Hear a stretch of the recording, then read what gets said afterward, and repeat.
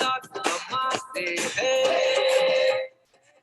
Set support system, ये success support system, success support system, ये success support system.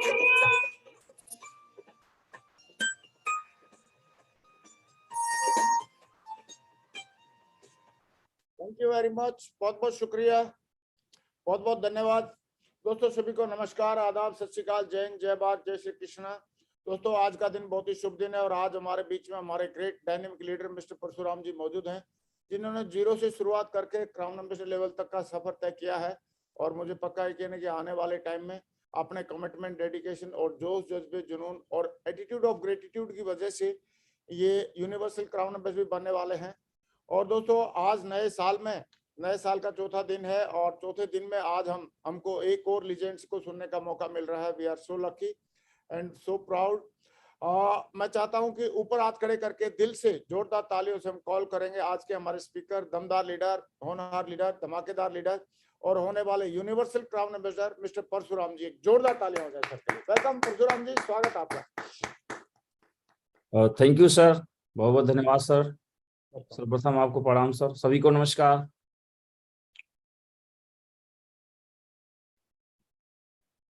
बहुत बहुत धन्यवाद सर, आज मुझे इस पैनल पे एक बार फिर आने का मौका मिला। Welcome tiger. तो सर शेयर करने की परमिशन है? हाँ स्लाइड शेयर करें, बहुत बढ़िया। और स्मार्ट लग रहे हो परशुराम जी, एकदम नए साल में एकदम जाका। Thank you sir, thank you. आप जी बना रहे हैं सबको स्मार्ट सर। नहीं सब स्मार्ट हैं हमारे टाइगर जी। तो सर्वप्रथम सबसे बड़ी खुशनसीबी पहली बार मेरे लाइफ की हो रही है कि हम लोग नए वर्ष में आपसे बातचीत कर पा रहे हैं। आज हम वर्चुअली रूप से ही जुड़ पा रहे हैं। अभी तक इतने सालों में तो नहीं जुड़ पाए थे नए वर्ष पे, और इतने सारे साथियों से भी नहीं बात हो पाई थी। तो आप सभी को नव वर्ष पे हार्दिक शुभकामनाएं,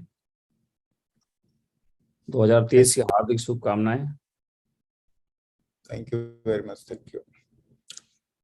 तो नए वर्ष पे हमें लगता है कि अभी आज चौथा दिन है और हम सभी लोगों ने कमिटमेंट लिया है या संकल्प लिया है, या इस वर्ष को हमने अच्छा बनाने का संकल्प लिया है। बहुत सारी व्यवसायिक तौर पे बहुत सारी चीजों को हमने संकल्प लिया हुआ है। और मुझे लगता है कि हर साल ही लोग संकल्प बनाते हैं। मैं अपनी बात करूं तो इस बिजनेस में मैं आया था, तो इससे पहले नव वर्ष को बस ऐसे ही औपचारिक तौर पे हैप्पी न्यू ईयर बोला करता था। लेकिन जब इस बिजनेस में आया तो नव वर्ष जब ऐसे आता था तो एक एक्साइटमेंट आ रहा था बहुत जबरदस्त कि हम कुछ नया करेंगे, कुछ बड़ा करेंगे। इस टाइप से हम संकल्प लेते थे। उम्मीद करता हूँ आप लोग भी इस तरह से संकल्प लेते हैं। लेकिन आप देखते हो कि नए वर्ष को हम लोग किस तरह मनाते हैं।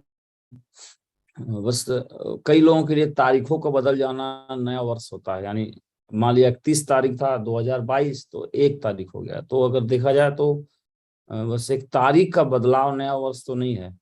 और एक तारीख बदल जाने से धूम धड़ाका आप देखेंगे, खूब लोग नाच गाना पार्टी, एक दिन खूब नाचे गाए और शांत हो गए। और कई लोग तो हुड़दंगई किए, दारू वारू पी पा के अपना। उनके लिए नव वर्ष मीन्स यही होता है। तो आवाज आ रही है आप सभी को ना? हाँ आवाज फर्स्ट क्लास आ रही है परशुराम जी। जी। और स्लाइड वगैरह आपकी दिख रही है, आप प्ले करना चाहें तो प्ले भी कर सकते हैं। हाँ जी, मैं थोड़ा सा लोगों को ऐसे देखते रहते हैं लोग, इसलिए मैं अच्छा हाँ कोई बात नहीं, ठीक है, एज यू विश। तो नया वर्ष है तो नया वर्ष, वैसे एक चीज तो है कि नए वर्ष में हम एक्साइटेड ज्यादा रहते हैं। और सही मायने में देखें तो नए वर्ष में ही एक्साइटमेंट हमारे अंदर नहीं आता है। हम देखें अगर तो नया घर, उसको लेके भी एक्साइटेड रहते हैं।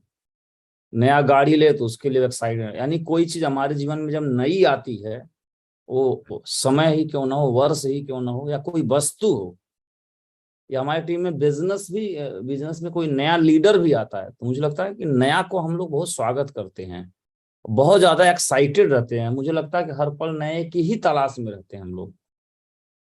तो नया वर्ष नहीं, शायद नई चीज हम सभी को बहुत प्यारी है और बहुत एक्साइटमेंट आता है। लेकिन हम पाते हैं कि बहुत जल्दी वो नई नई नहीं रह जाती, वो भी पुरानी ही हो जाती है। तो इसका मतलब एक चीज है कि अगर नया पे हम लोग बहुत ज्यादा एक्साइटमेंट आता है तो कुछ तो ऐसी बात है कि हम शायद हम जहां रह रहे हैं या जिस पोजीशन में रह रहे हैं या जो हमारी यथावत स्थिति है, शायद वो बहुत बोरिंग रहती है। चाहे वो वस्तु हो, चाहे वह संस्थान हो, चाहे वो संगत हो, और चाहे वह समय ही क्यों ना हो, शायद बोरिंग रहता है। इसलिए नया आने पे हम बहुत ज्यादा जश्न मनाने लगते हैं और इंतजार करते हैं नया का हम। तो एक बात तो है, जहां है वो जगह शायद इतनी अच्छी नहीं है, इसलिए हम नए का स्वागत करते हैं। वो अलग बात है कि जो नया है वो नया दिखता जरूर है, लेकिन चीज तो नई होती है, लेकिन उस नए चीज को लेने वाला व्यक्ति पुराना ही रहता है। इसलिए हम पाते हैं कि बहुत जल्दी चीज वह भी पुरानी ही हो गई।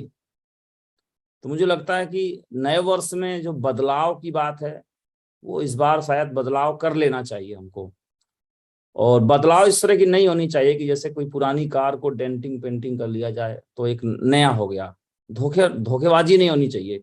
या खुद के अंदर कोई नया कपड़ा डाल लिया तो एक, जैसे मान लीजिए मैं एक नया सूट पहन लिया हूँ आज, ब्लैक सूट, तो मैं नया हो गया, ऐसा नहीं। इस तरह की अगर कोई बदलाव है तो वो कोई बड़ी बदलाव नहीं होगी। डेंट पेंट करने से बदलाव बदलाव कुछ ऐसा बदलाव बहुत बड़ी चीज होती है।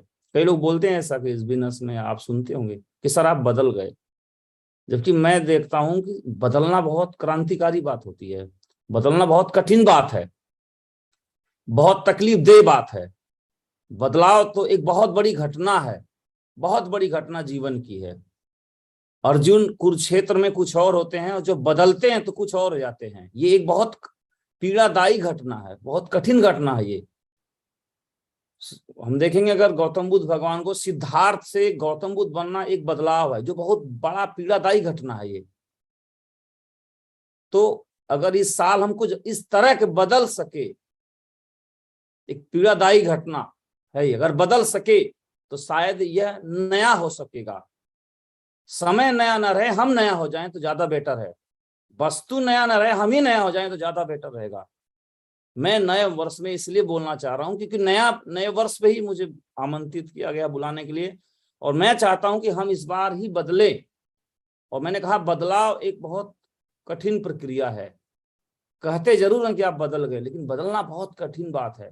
हम देखते हैं कि वही के वही रहते हैं, बदलते नहीं हैं। तो मैं चाहूंगा कि आप इस वर्ष बदलें, क्योंकि मैंने कहानी सुना है कि एक बार एक कौवा था, तो अपने मौसी यानी कोयल से कहा कि मौसी अब मैं कनाडा चला जाऊंगा। तो मौसी बोली क्यों, यहाँ क्या हुआ भारत में? उसने कहा नहीं, यहाँ पे मेरे गाने का लोग स्वागत नहीं करते। तो कोयल ने कहा कि तुम बहुत बड़ी भूल में हो। अगर अच्छा होगा कि कनाडा जाने बजाय तू अपना गाना बदल लो तो ज्यादा बेटर है। तो तुम कौवा अगर कनाडा में भी यही गाना गाओगे तो वहां भी तुम्हें कोई पहचान, कोई इज्जत मिलने वाली है नहीं। तो चीजें बदल जाना, बाहरी चीजें बदल जाना या उसका आना और जाने से कुछ होता नहीं है। कौवे को अपने गाने को बदलने की आवश्यकता है, और वही छोड़ के हम सब बदलने को तैयार हैं। तो मैं आप सभी से हाथ जोड़ के विनती जरूर करूंगा आज नए वर्ष पे, क्योंकि मुझे बुलाया गया है और मैं खुद भी इसमें शामिल हूं, कि हम इस वर्ष खुद को बदलें,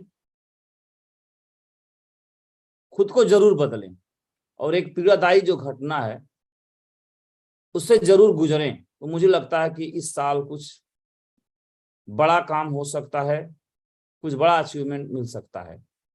मैं आगे चलता हूं, कोई बात आगे करने से पहले मैं ले चलता हूं कि हम जो भी कुछ हैं, आप हैं या हम हैं, या जो और भी यूट्यूब पे हमारे भाई लोग सुन रहे हैं, भाई बहन सुन रहे हैं इस बिजनेस से संबंधित, हम सभी लोग जो भी कुछ हैं, हम अपने पथ प्रदर्शक के वैसे हैं। तो हम चाहेंगे जहां पर भी आप हैं वहीं से एक सम्मानी का भाव रखें, और हो सके तो आप जोरदार ताली बजा सकते हैं सर लोगों के सम्मान के लिए। तो आप सभी के वजह से, आप सभी लोग पथ प्रदर्शक हैं, आप ही सभी की वजह से हम तथा हम जैसे हजारों और लाखों लोग अपने जीवन को अच्छे लेवल पर ले जा पा रहे हैं, और लाखों लोग इस कतार में खड़े हैं। तो मैं अपने सभी पथ प्रदर्शक को नमस्कार करता हूं और बहुत दिल के गहराइयों से धन्यवाद देता हूं। इसी श्रेणी में जो हम सभी के जीवन को जो एक मंच दे रहा है, जो हम सभी को बांध रहा है, सेठ साहब के बिना तो संभव ही नहीं है। तो ये दो ही लोग हैं जो बांध रखे हैं पूरी तरीके से। तो मेंटर्स एंड हमारी कंपनी सेठ साहब, जो एक ही इस देश की सबसे दिग्गज कंपनी है। 22 साल हम कंप्लीट किए हैं और यह एक प्राउड का विषय है। इस ऑर्गेनाइजेशन से जुड़ के काम करना, यह एक प्राउड का विषय है। और हम सेठ साहब के बारे में ज्यादा बताया नहीं जा सकता और मुझे लगता है कि अब बताने की आवश्यकता नहीं, कि उसकी गूंज कोने कोने में जा चुकी है। हम इन कैटेगरी में इसमें काम कर रहे हैं। हम इतने सारे हमारे पास प्रोडक्ट कैटेगरी है जिसमें हम काम करते हैं। ये हमारे प्रमोटिंग ब्रांड्स हैं जो हमारे साथ मिलकर काम कर रहे हैं, जो वर्ल्ड क्लास हमारे पास प्रोडक्ट्स हैं। तो हम जो भी कुछ हैं वो मेंटर्स एंड कंपनी, ये दोनों का होना से ही हमारी आपकी पैदाइश हुई है। तो ये दोनों लोगों माता पिता हैं, ये दोनों ही मदर लाइन एंड अपलाइन है, कंपनी एंड मेंटर्स। ये दो रहे तो ही हम आप इसमें आए हैं, और ये दोनों रहेंगे तो और लोग इसमें आते रहेंगे। तो इन्हीं को सबसे पहले नमन है। तो 9 वर्ष में आप सभी को बधाइयां, लेकिन इसी बात के लिए कि आप इस बार बदल जाएं और खोखली 9 वर्ष न मनाएं, धूम धड़ाका न करें। तो मैं अपनी छोटी सी इस बिजनेस में, जैसा कि मैं कौन हूँ अपने बारे में बताता हूँ, जो बोलूंगा मैं कम, मेरे कुछ फोटोग्राफ आपको कहेंगे, तो आप आपकी अगर वो आंखें होंगी तो शायद उस फोटोग्राफ से भी हम बोलेंगे कम, उसी से आप समझ जाएंगे। तो मेरी जर्नी यहाँ से स्टार्ट हुई। इस कंपनी, आप मेंटर के संगत में आया तो इस तरीके से मैं आया था। तो ये मेरे कुछ फोटोग्राफ जो कह रहे हैं कि मैं इस तरीके से एक हारा हुआ, थका हुआ गरीब, जिसके पास अभाव ही अभाव है, जिसके पास कोई समझ नहीं है, कोई विजडम नहीं है, कोई संसाधन नहीं है, कोई सुख नहीं है, कोई आशाएं भी शायद नहीं है, जो एक बीज तो है मगर कहीं कोने में पड़ा हुआ है, कोई उपजाऊ चीज इसे नहीं मिल पा रही, कोई एनवायरनमेंट शायद इससे अच्छा नहीं मिल पा रहा है। इस तरीके से मैं एक सामान्य लड़का था, और उम्र मेरी आप देखेंगे तो 19 साल की उम्र में इस बिजनेस पे मैं आया था। तो ये मेरे कुछ फोटोग्राफ हैं जो ऑलरेडी आपको बयां कर रहे हैं बहुत कुछ। और आप सभी के संगत में आया, तो बिजनेस के संगत में आया, तो वक्त के धीरे धीरे करके चीजें बदली, ड्रेस कोड बदला, कुछ एक्सटर्नल बदलाव हुए जो सिस्टम बदल देता है, और सिस्टम भीतर से भी बदल देता है। और अपलाइन मेंटर्स और सिस्टम ने हम पे काम करना शुरू किया, और धीरे धीरे कटाई छटाई मेरी हुई, और मैं अपने आप को एक समर्पित किया आप लोगों के साथ इस सिस्टम में। तो धीरे धीरे मेरी सोच विचार, मेरा दृष्टिकोण और मेरा जीवन स्तर बदलना शुरू हुआ। इसी फोटोग्राफ में आप देखेंगे बदलाव, छोटे छोटे बदलाव हैं। तब नहीं दिखते थे कि बदलाव हो रहा है। जैसा कि आप भी आज काम कर रहे होंगे एज ए फ्रेशर, तो पिछले 3 दिन का, परसों के फोटो में आपको बदलाव नहीं मिलेगा। 1 हफ्ता पहले आपका बिजनेस में आपने क्या तरक्की किया ये आपको दिखाई नहीं देगा। 1 महीना पहले इस बिजनेस में क्या तरक्की किया दिखाई नहीं देगा, क्योंकि बदलाव, इस बिजनेस की जो तरक्की है वो इंटरनल या एक्सटर्नल बहुत सूक्ष्म लेवल पे है।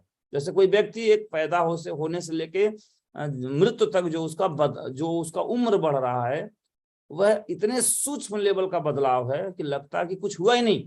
लेकिन आप पाएंगे कि 5 साल के फोटो में और 20 साल के फोटो में और 40 में तो बदल गया बिल्कुल।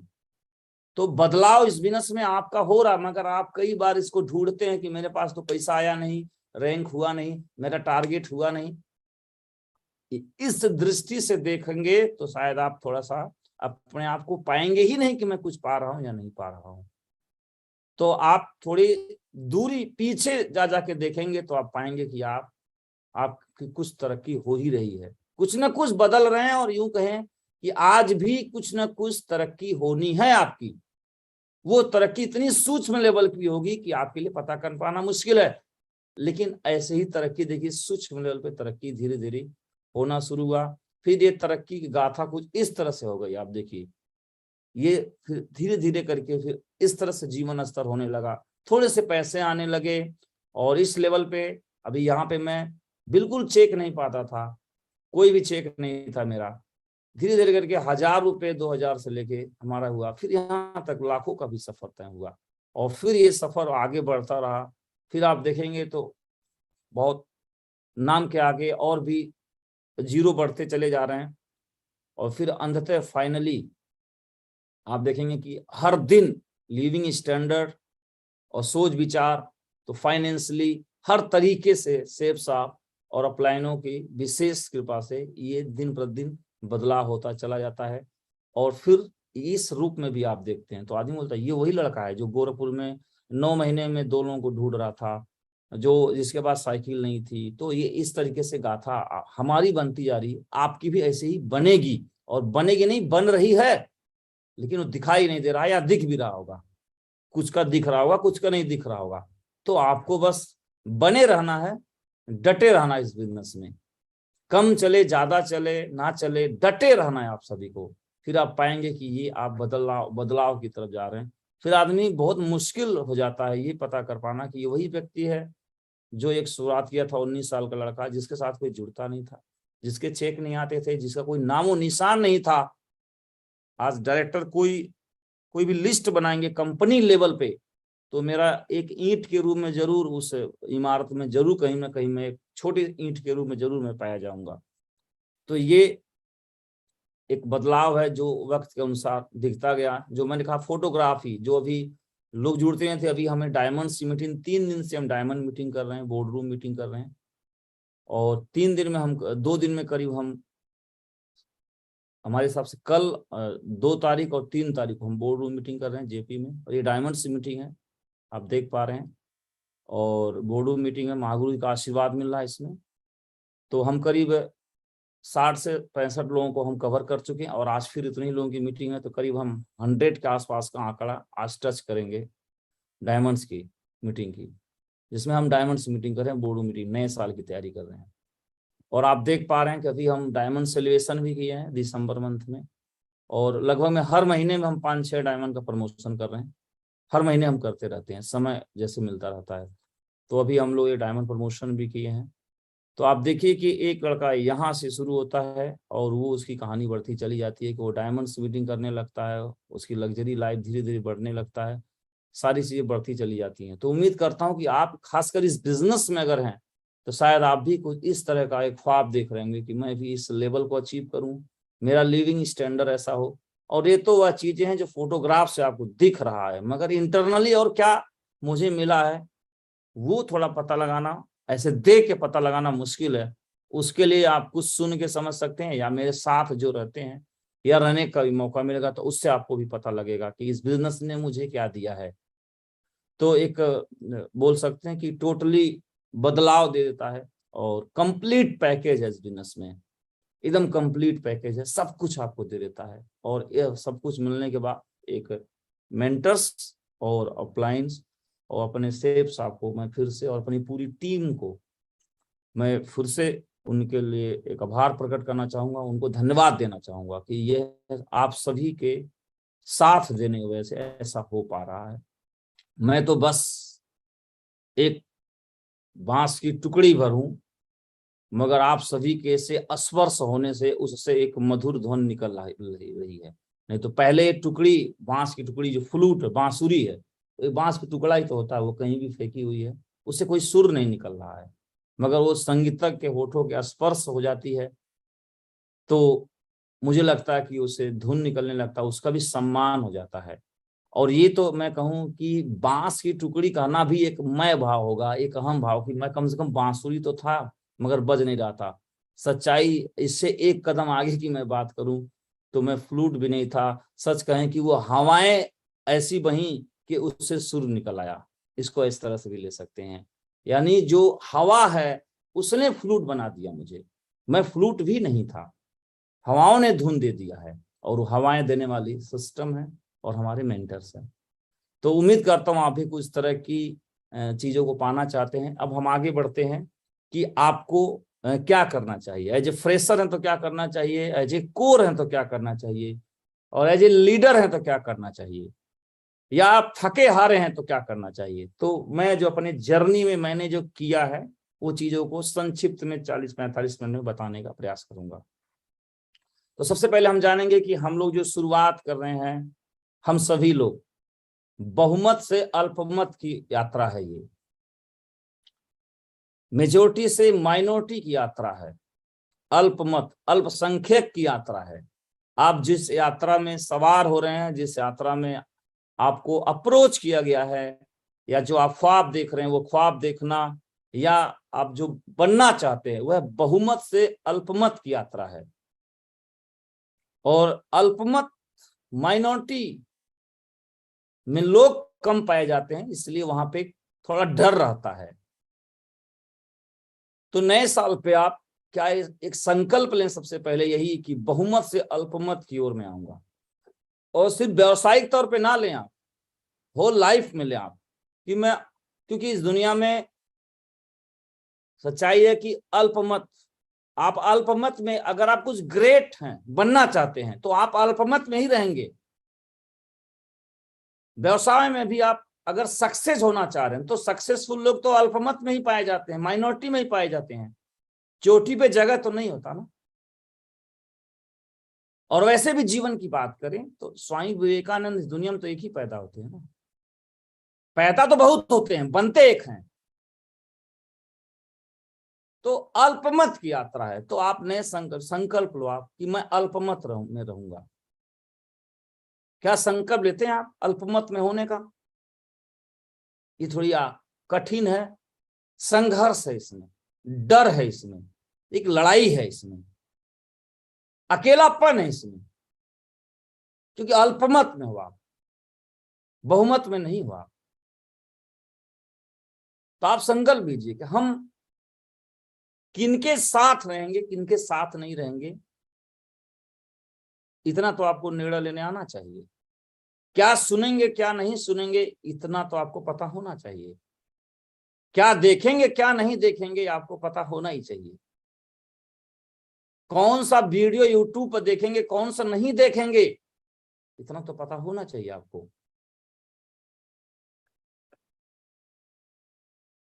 अब बिजनेस में किस अपलाइन के साथ रहेंगे, किसके साथ नहीं रहेंगे, पूरी जिंदगी का जो एक चुनाव है, वो अल्पमत का चुनाव करना है, और वो सही चुनाव करना है, चाहे आप कितना भी अकेले क्यों न रहें।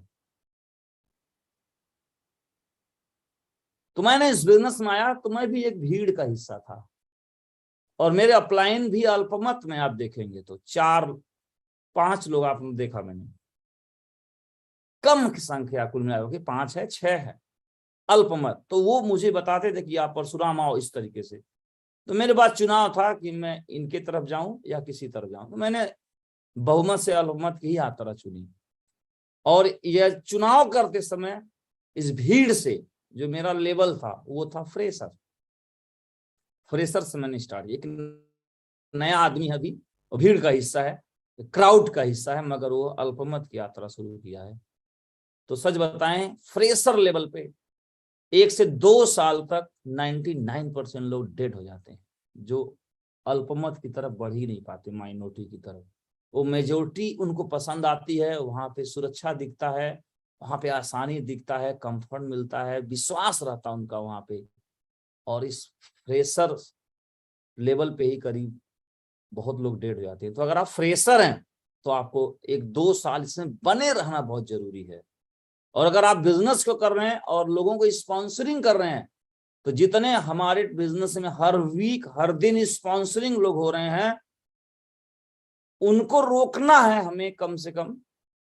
वैसे तो कहा था कि 90 डे, अगर 90 दिन तक उन्हें सही खुराक दे दिए, रोक लिए, तो संभावना कि वह 1 साल 2 साल रुक सकते हैं, क्योंकि यहीं से बहुत लोग बैक होने वाले हैं, बहुमत की तरफ भागने वाले हैं। मैं भी उसी का हिस्सा था। मेरे संग के लोग न जाने लोग कहां कहां पहुंचे, कितने लोग आए और गए, लेकिन मेरा जो एक जिद था, एक जुनून है कि रास्ता कितना भी कठिन हो, कुछ भी हो, मैं अल्पमत की ही तरफ चलूंगा। मैं जो सत्य है उसी तरफ मैं बढ़ूंगा। उसके लिए चाहे कितनी भी दिक्कतें आ जाएं, कितनी भी विरोध आ जाए, मैं उसी रास्ते को अपनाऊंगा। मैं चाहे वो टॉप लेवल की बात करूं, इससे नीचे बात नहीं कर सकता मैं, इससे मैं जी नहीं सकता। मैं कहा उससे कोई फर्क अभी भी नहीं पड़ता है, लेकिन मेरा जो दृष्टि है, जो मेजर देख रहा हूं आज भी, मैं वहां देख रहा हूं जहां सिर्फ परशुराम दिखाई दे रहा, दूसरा कोई दिख नहीं रहा, ना मैं देखना चाहता हूं, मैं देखना ही नहीं चाहता।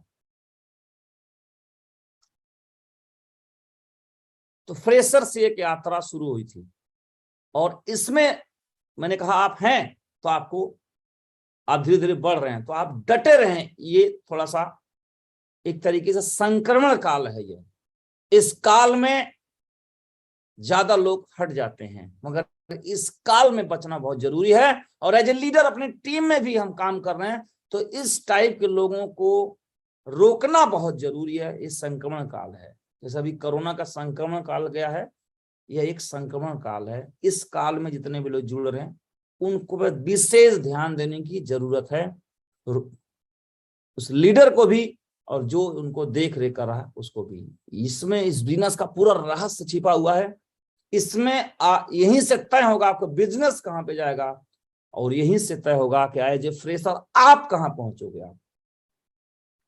और जब से ये फ्रेशर इस दौर को आप पार कर जाते हैं, जिंदगी का एक काल है, एक दौर है, तो जैसे जैसे आप पार करते हैं फ्रेशर से, तो आप बन जाते हैं कोर की तरफ आपकी यात्रा होती है कि अभी आप फ्रेशर हैं, मगर आप चीजों को करना शुरू कर दिए हैं, जानना शुरू कर दिए हैं, यानी इस बिजनेस की सभी सिस्टम एक्टिविटी को समझना और करना शुरू कर दिए हैं। और समझना और करना तब आपको आता है जब आप अपने किसी अधीनस्थ या ट्रेंड पेलिकन के साथ आप रहते हैं, किसी विषय के साथ काम करना, तब आपके अंदर ये कोर भाव बिल्ड होता है। जैसे मैं पहले फ्रेशर था, कुछ नहीं जानता था, तो आप भी फ्रेशर है तो आप कुछ नहीं जानते, तो आप देखेंगे कि जब कोई एक लायर, एक कानूनी शिक्षा लेने के बाद वह सीधे वकील नहीं बनते, वह एक उनके एक मेंटर होते हैं, यानी वह उनके एक जो पहले से विशेषज्ञ हैं, वह उनके साथ बैठ के प्रैक्टिस करता बंदा, तब वो जाके एक बड़े वकील बनते हैं। एक डॉक्टर्स, एक बड़े डॉक्टर्स के सानिध्य में वो काम करते हैं, तो धीरे धीरे वो अब उस चीज को वो प्रैक्टिकली समझना शुरू करते हैं। फिर आप देखेंगे एक आईपीएस जब सिलेक्शन होता है, ट्रेनिंग करके आते हैं, तो डायरेक्ट उनको जिले का चार्ज नहीं मिलता, तो फिर वो क्या करते हैं, पहले जो उनकी पोस्टिंग होती है वो एडिशनल एसपी के तौर पे होती है। वह भी वो थाने पे जाके सीखते हैं एसएचओ के साथ कि कैसे एफआईआर लिखा जा रहा है, सीओ के साथ काम करते हैं। फिर धीरे से वो अपने छोटे साथ साथ अपने सीनियर के अधीनस्थ तो काम करते हैं, और धीरे धीरे करके वो चीजों को सीखते हैं, तब वह इस फील्ड में परिपक्व होते हैं। और वैसे ही आप फ्रेशर हैं तो आपका जो एक इमीडिएट अपलाइन एक होना चाहिए, वो आपसे विशेषज्ञ होना चाहिए, उसके साथ रहेंगे कुछ दिन तक, जिसको आप कहते हैं जोड़ी बना के काम करो। तो जोड़ी लंगोटिया वाली जोड़ी नहीं होनी चाहिए, खाली बात व्यवहार की जोड़ी नहीं होनी चाहिए, दोनों में ट्यूनिंग बनता है इसकी जोड़ी नहीं होनी चाहिए। हम जिस व्यक्ति से जोड़ी बनाए वह हमसे विशेषज्ञ होना चाहिए, फिलहाल उस लेवल का तो विशेषज्ञ होना ही चाहिए। तो उसके साथ अगर आप रहेंगे, हम रहते हैं, तो धीरे धीरे हम भी ट्रेंड पेलिकन के साथ रहेंगे, तो हम भी धीरे धीरे कहानी सुने होंगे आप, हमारे अंदर भी ये कोर का भाव विकसित हो जाएगा। अब आप कंप्लीट कोर बनेंगे। तो फ्रेशर से आपकी यात्रा हुई कोर। कोर कब बने आप, किसी ट्रेंड पेलिकन के साथ रह के, किसी पहले से विशेषज्ञ जो इस बिजनेस में अच्छी जानकारी रखता है उसके साथ रह के। जैसे ये 2 स्टेप आप पूरा करते, ये आपके जीवन का सेकंड काल है, ये सेकंड फेज से आप गुजर रहे हैं। पहले फ्रेशर का फेज था, अभी कोर के फेज में आप आ चुके हैं। अब थर्ड जो होने वाला है, ये कोर होते ही आप टीम का निर्माण होना शुरू हो जाएगा, स्वयं होना शुरू हो जाएगा। सच कहें तो कोर होने से ही, यानी किसी विशेषज्ञ के साथ रहेंगे तो कोर हो जाएंगे, अब टीम स्वयं बनना शुरू हो जाता है। जैसा कि मैं अपनी कहानी को, मैं जुड़ा आगरा में, तो फ्रेशर तो मैं नहीं कर पाता था काम, 1 साल तक काम नहीं कर पाया। तो मैंने क्या किया, अपने जो मेरे एक्टिव अपलाइन थे, जो मुझसे कई गुना 1000 गुना ज्यादा जानते थे और जो कर चुके थे, उनके साथ में रहा। तो उनके साथ रह के उनके गुणों को मैंने सीखा, कुछ चीजें ऐसी भी थी जो मुझे नहीं सीखनी है, नहीं देखनी है, अनदेखा किया मैंने, अपने मतलब की चीज में निकाल के, मतलब का मतलब सिस्टमेटिक चीजें जो सही है वो मैंने राइट वे जिस तरह वो चल रहे थे मैंने अपने अंदर लाया। तो धीरे धीरे करके मैं कोर बना। तो ऐसा होने मुझे 1 साल का वक्त लगा, तब मेरी टीम बनी। इसलिए मेरी कहानी भी कहती है कि मैं 9 महीने में 2 कर पाया था। वो इसीलिए क्योंकि मैं कोर नहीं था। तो जब मैंने सीख लिया फिर मैंने काम करना शुरू किया तो मेरी टीम बननी शुरू हो गई। और जब टीम मेरी बननी शुरू हो जाएगी, आप कोर बन जाएंगे तो डेफिनेटली टीम बनी ही बनेगी। अब आप एक अलग काल में पहुंच रहे हैं, एक अलग फेस में पहुंच रहे हैं, जो आप टीम का निर्माण करना शुरू कर रहे हैं। तो अब इस समय क्या करना चाहिए हमें? अब यहां से तैयार होता है आपका फाउंडेशन। यहां से फाउंडेशन तैयार होगा। अब आपको बिजनेस गोल क्या होना चाहिए, अब आपका गोल क्या होना चाहिए। तो कई लोग यहीं से पिछड़ जाते हैं और कई लोग यहीं से अपने आप को दमदारी बिल्ड करते हैं। अब आपको यहाँ 2 चीजों का ध्यान रखना है। आपको गोल हो जाना चाहिए। बिजनेस गोल क्या होना चाहिए? तो 2 गोल होना चाहिए। एक तो आपको स्ट्रक्चर, आपको बिजनेस पूरा स्ट्रक्चर का खेल है। आपको ढेर सारे शेफ साहब में लीडर मिलेंगे, किसी की टीम ज्यादा है मगर स्ट्रक्चर अच्छा नहीं है तो पैसा कम पाएंगे आप।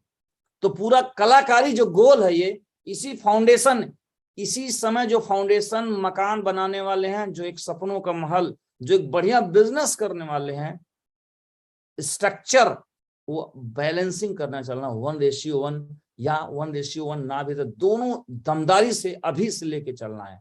ये नहीं कि सर आप मेरा चला दीजिए अपलाइन को, मैं एक चला लेता हूं, इस टाइप की मिल जाए ऐसा सहयोग तो अच्छी बात है, मगर इस तरह से जो लोग काम करते हैं बाद में पछताते हैं। मैं खुला बोल रहा हूं, आपको ही रिस्पॉन्सिबिलिटी लेनी चाहिए कि मैं स्ट्रक्चर बहुत शानदार बनाऊंगा, क्योंकि ये पूरा गेम स्ट्रक्चर का है। अगर आप इसमें फेल हुए तो आप हमेशा कमजोर लीडर बने रहेंगे, और कमजोर होना जिंदगी का सबसे बड़ा अभिशाप है।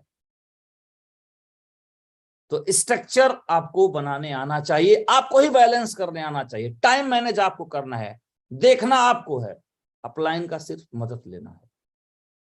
समझ पा रहे हैं आप लोग? अच्छी तरह समझ पा रहे होंगे। स्ट्रक्चर का खेल है पूरा। पैसे नहीं बना पाएंगे अगर स्ट्रक्चर नहीं बनेगा। और उसके बाद स्ट्रक्चर के साथ साथ फिर एक कल्चर जानना है। कल्चर क्या है? अब आप एक कल्चर बनाएंगे, स्ट्रक्चर से बनेगा यानी आपकी टीम बनेगी। ये कल्चर स्ट्रक्चर से करने से एक बनेगी टीम। अब टीम में आपका कल्चर क्या है? अब कल्चर मतलब ऐसे समझते हैं कि जैसे मान लीजिए कि एक इंजीनियरिंग कॉलेज है जो शहरों में होता है, एक इंजीनियरिंग कॉलेज है IIT, दोनों के सिलेबस सेम है, पढ़ाई लिखाई सेम है, जो बुक किताबें हैं सेम है, इवन दोनों जगह प्रोफेसर ही पढ़ाते हैं। लेकिन IIT में पढ़ने वाला बच्चा और एक सामान्य इंजीनियरिंग से करने वाले बच्चे में अंतर इतना ज्यादा क्यों हो जाता है? बहुत ज्यादा अंतर होता है, जमीन आसमान का अंतर क्यों हो जाता है? सिर्फ एक चीज का अंतर है, मात्र कल्चर का अंतर है। तो अब आपकी जहां से आईडी है वह एक कल्चर है, टाटा एक कल्चर है, एप्पल जो कंपनी है पूरा एक कल्चर है। इस बिजनेस में भी जहां से आपकी आईडी है, रॉयल डायनेस्टी में कल्चर है, सक्सेस सपोर्ट सिस्टम एक कल्चर है, मगर उस कल्चर में भी जहां से आपकी आईडी एज ए लीडर आप प्रभावित करने वाले हैं अपनी टीम को, और आपकी टीम का कल्चर बनता है आपसे। तो कल्चर कैसा होना चाहिए? वो कल्चर होगा आपका व्यक्तित्व, आपका जो व्यक्तित्व है उससे कल्चर बनने वाला है। तो क्या उसमें प्रमोशन का कल्चर है? क्या उसमें टारगेट जीतने का कल्चर है? क्या उसमें टाइम पे आने का कल्चर है? अभी कल्चर एक बहुत बड़ा सब्जेक्ट हो जाता है जिसमें पूरा व्यावसायिक जीवन क्या है आपकी टीम का, वहां लोग रख रखाव क्या है, रहन सहन क्या है, वर्किंग स्टाइल क्या है, शेड्यूल क्या है, बातचीत का तौर तरीका क्या है, पूरा होल जो व्यावसायिक जीवन है वह एक कल्चर है।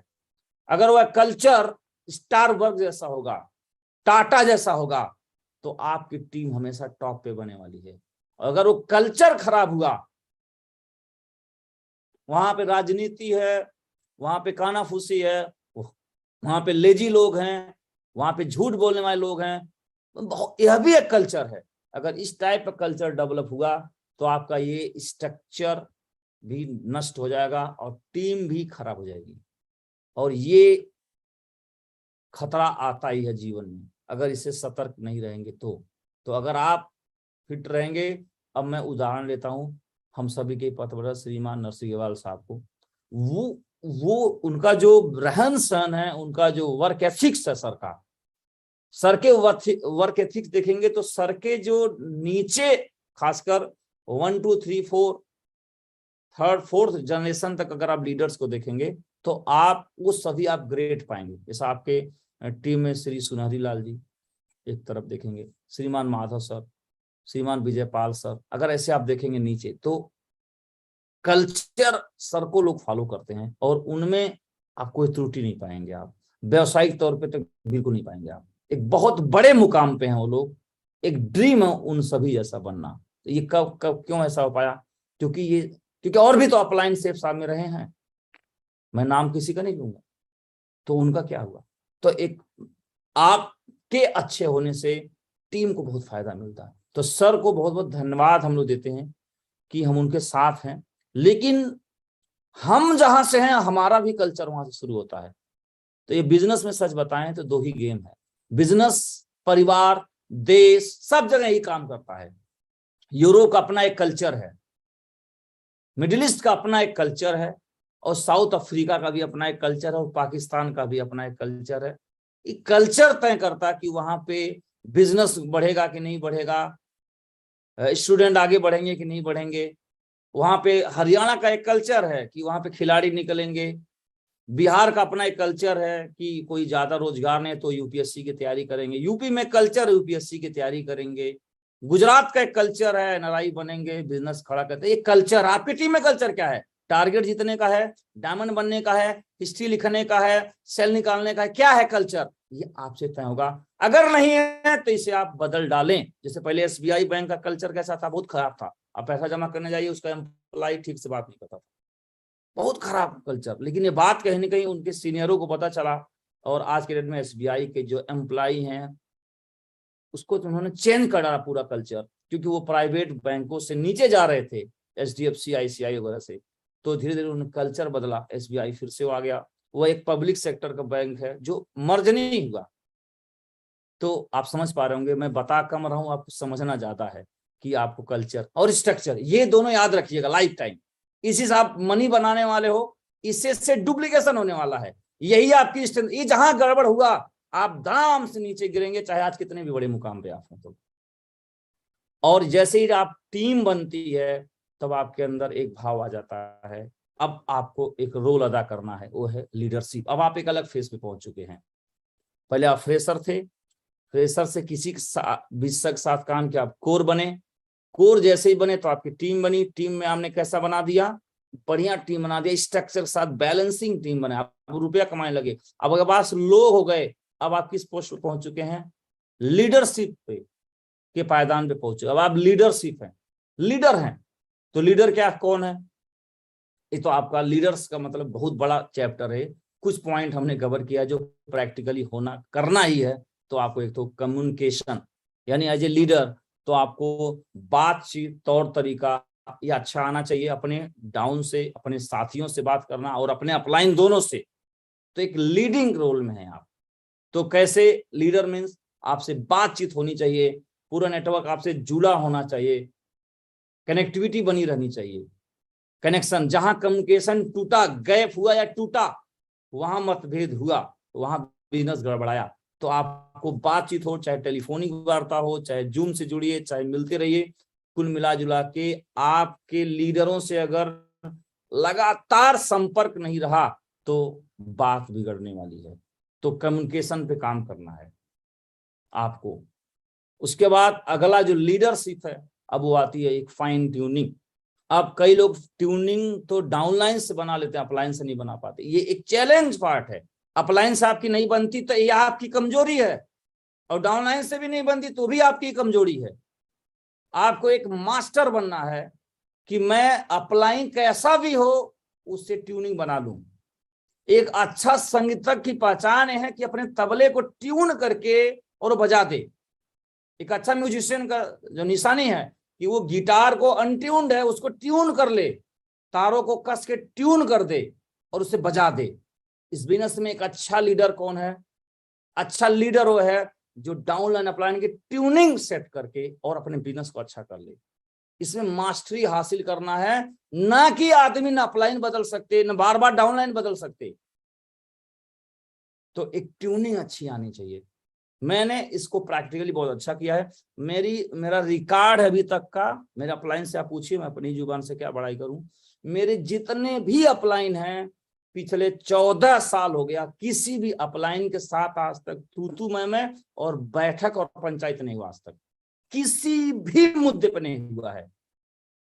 और मेरी पूरी टीम है, मेरे जितने 100 डायमंड्स हैं एंड ओपल रूबी हैं, उनसे भी मेरे आज तक 14 साल हो गया, किसी भी लीडर से बैठक पंचायत मनमुटाव नहीं हुआ है, हुआ ही नहीं। तो एक ट्यूनिंग बना के रखना होता है। इसमें आपको नहीं आती है तो आप कमजोर हो, आप मेहनती हो, आप बढ़िया बिजनेस कर रहे हो, मगर आपको नुकसान उठाना पड़ सकता है। और अगला पॉइंट है सेलिंग। हम बिजनेस कर रहे हैं तो बिजनेस क्लोजिंग कराने आना चाहिए, सेल क्लोज कराने आना चाहिए। कई लोग सब काम कर लेते, सेल नहीं क्लोज करा पाते, तो सेल क्लोज कराने आना चाहिए। तो कैसे टीम से क्लोजिंग कराना है, वीक में कैसे क्लोजिंग कराना है अपनी टीम से, 10,000 business volume, 5,000 business volume, 80,000 business volume, 1,00,000, ये क्लोजिंग एक कला है। तो इसमें अगर आप एक्सपर्ट नहीं है तो आप कम से कम सर से पूछ, सर क्लोजिंग करने के क्या क्या पॉइंट हो सकते हैं। अपने अपलाइन से बैठिए और उनसे सीखिए, या जो अच्छा क्लोजिंग कर रहे हैं उनसे उनके गुणों को चुराइए आप कि कैसे क्लोजिंग करा रहा है। ये एक बहुत बड़ा गुण है, ये इसमें बहुत एक अहम पार्ट है। क्योंकि आपको प्रॉफिटेबल बिजनेस, आप एज ए बिजनेस हो, एज ए लीडर, तो आपको बिजनेस तो करने आना चाहिए आपको। तो ये इस पे आपको ध्यान देना है। सेल आना चाहिए, बिजनेस वॉल्यूम आना चाहिए, क्योंकि सब कुछ करने का, आयोजन करने का अल्टीमेट गोल है प्रॉफिटेबल बिजनेस बनाना। वो नहीं आया तो फिर क्या हुआ? ये इस पे विशेष ध्यान होना चाहिए, पूरा फोकस हमारा होना चाहिए इस पे। और अगला जो है, आपको अपने सभी किए गए कार्यों की एक रिपोर्ट तैयार करना है और रिपोर्ट उसको बार बार चेक करते रहना है। और हो सके उस रिपोर्ट को अपने अपलाइन द्वारा फोन करके मिल के उस रिपोर्ट को चेक कराना कि हम इस तरह से काम कर रहे हैं सर, ये हमारे रिजल्ट आ रहे हैं, इसमें और हम क्या अच्छा कर सकते हैं। तो एक रिपोर्ट उन्हें देंगे, एक डॉक्टर के पास रिपोर्ट पहुंचेगी तो उचित इलाज हो पाएगा आपका। तो एक रिपोर्ट कार्ड तैयार करना आप सभी को। यहां से आपका ये लीडरशिप होने का, इस बैठे होने, ये कुछ काम है जो आपको करते रहना चाहिए। काम और भी है, मैंने कुछ ही पॉइंट को कवर किया है।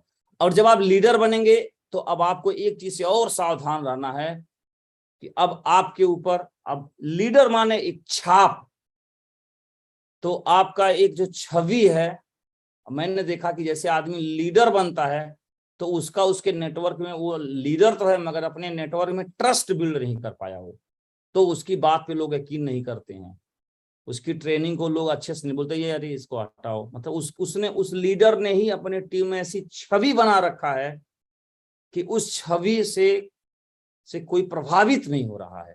ये एक बहुत बड़ी कमजोरी है। तो मैं चाहूंगा कि आप पे अंगुली न उठे, आपका जो एक छवि है, और छवि, झूठी छवि की बात नहीं कर रहा हूं मैं, और झूठी छवि बनाने की कोशिश ना करें आप, अन्ना अपलाइन से कहे कि मेरा छवि झूठी बनवा दो। आप सही रहें, अपलाइन को मजबूरी होगा कि आपको प्रमोशन करेंगे अच्छे से, नहीं तो आप सही नहीं। और अपलाइन से कहे सर मुझे प्रमोट कर दे, तो प्रमोट अपलाइन तो करेगी मगर टीम वाला जानता है ये बेईमान आदमी है, तो जो प्रमोट करेगा उनको भी 4 बात मिलेगा और आपको तो मिलने ही वाला है।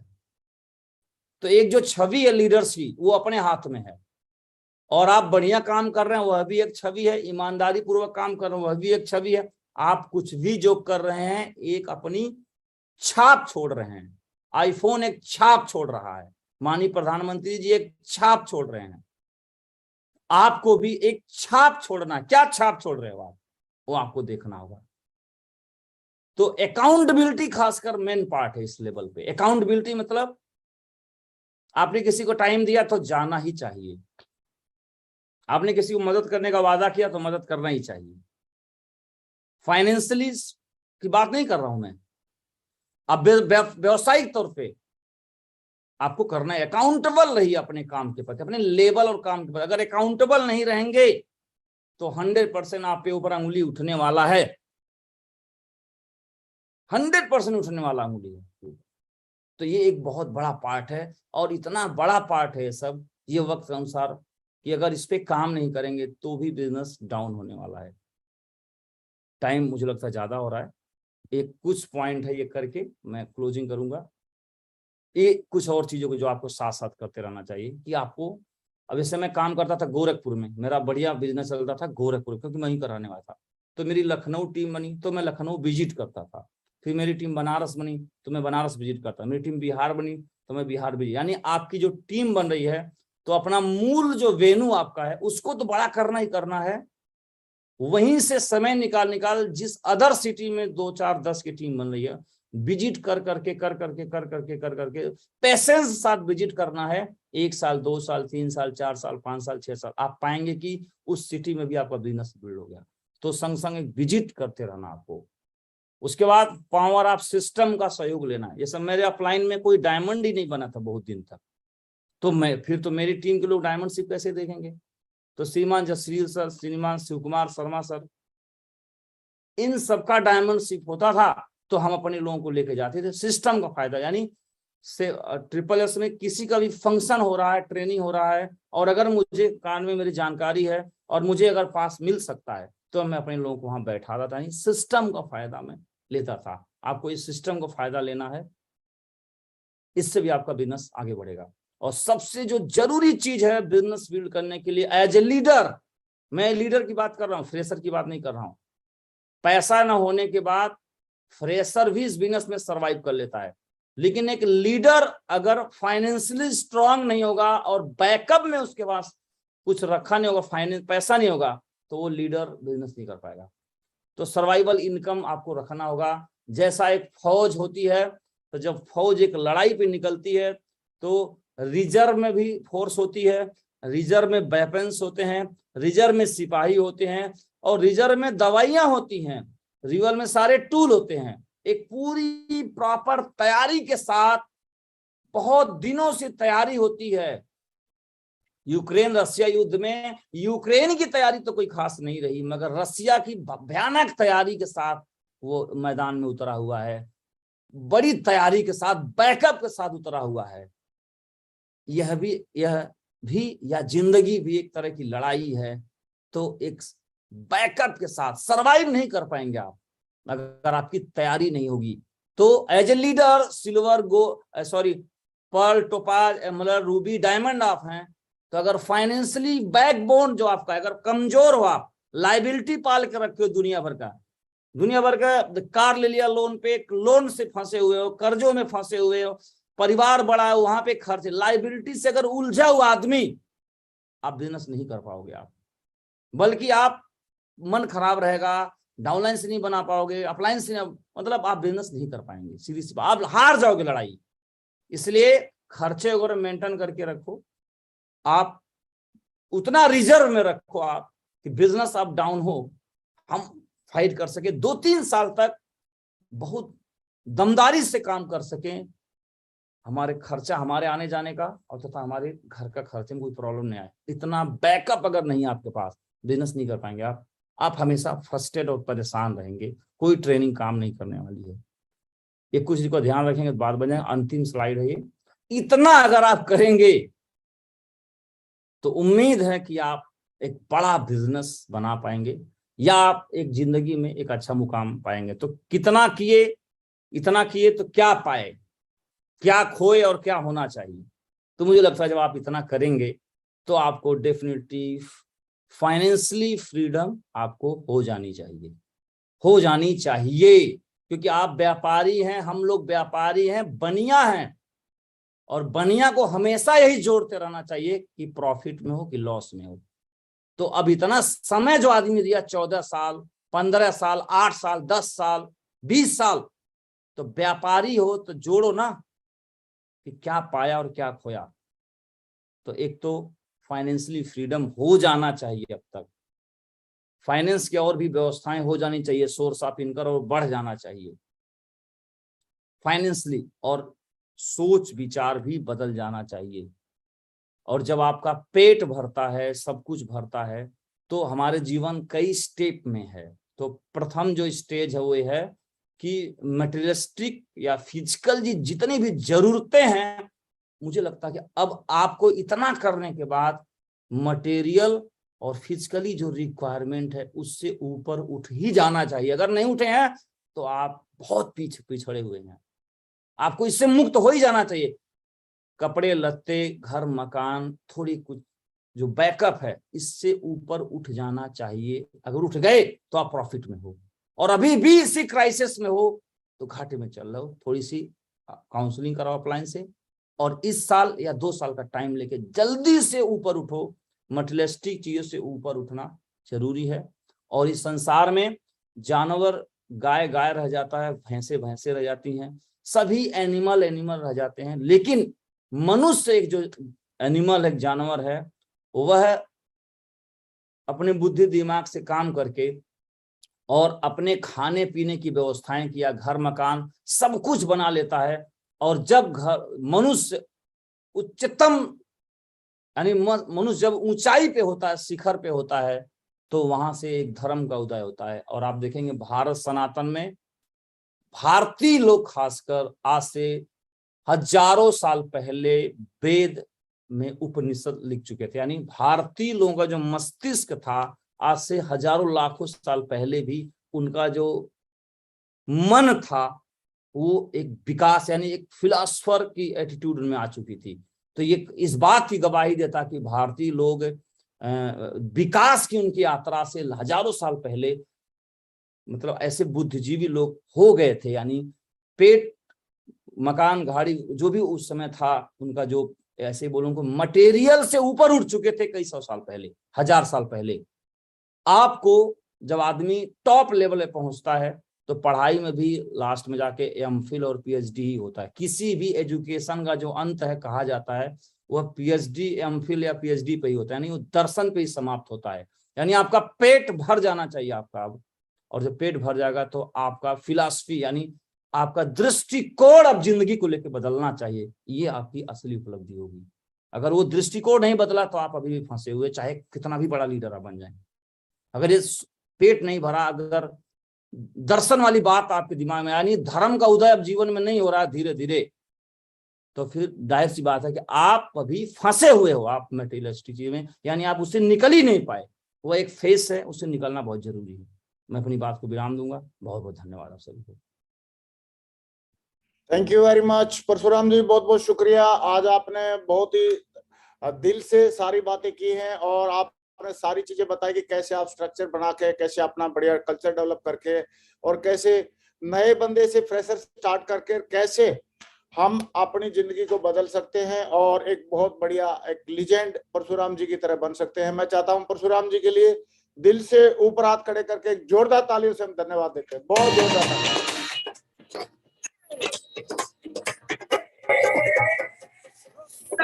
न कोई बढ़ते कदम, तूफानों से लड़ने का हम में दम।